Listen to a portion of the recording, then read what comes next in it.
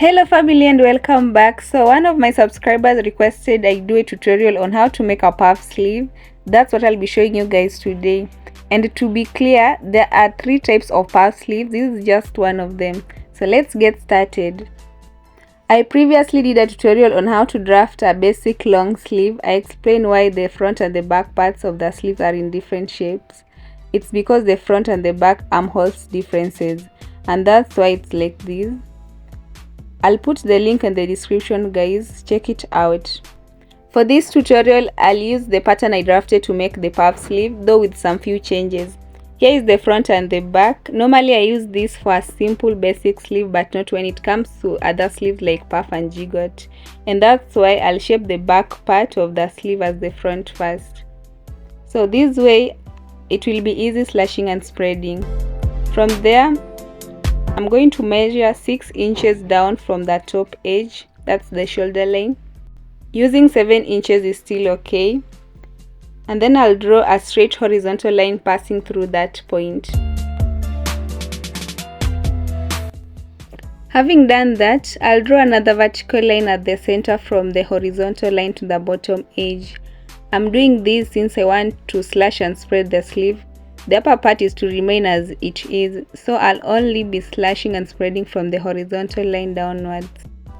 Now I'm going to measure 1.5 inches on each side of the vertical line.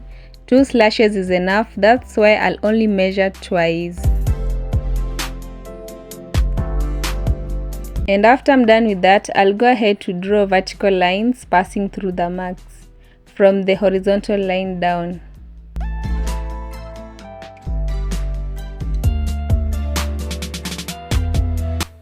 From there, I'll first slash from the horizontal line as I'm showing you. I'll just make a small cut when it's folded at the center. Then we'll unfold in order to continue cutting.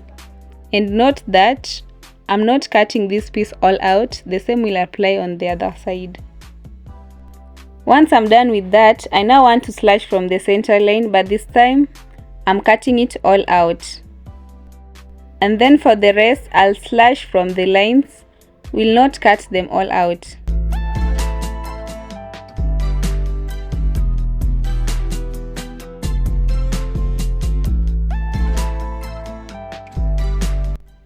This is what I have after slashing. Next thing is to spread, which I'll do on another different paper. I've placed the pattern on top of another paper as I said from where I'll spread. And first, I'll secure the top part with tapes. Once it's in place, I'll start spreading the first leg. The paper at the bottom is not that big, so for that reason, I'm only using 1.5 inches spread. In order to achieve a more exaggerated puff sleeve, you can use 2.5 inches at least for the spread. I'm going to spread all these legs to the last one with 1.5 inches.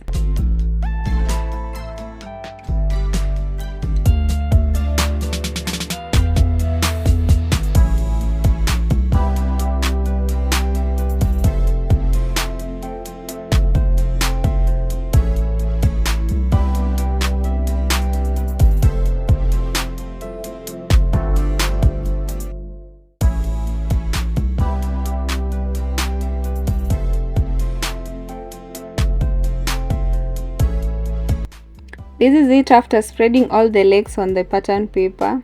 What I'll do next is to cut along the outline all round.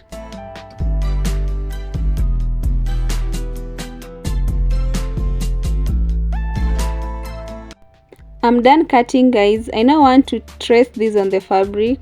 I left about 1 inch stitching allowance while I was drafting the long sleeve. That's why I'll not leave any allowance now.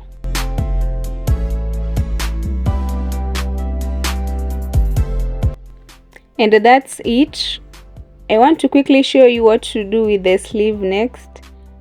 I'll just head over to the sewing machine to make a casing at this bottom edge where I'll pass the elastic band through.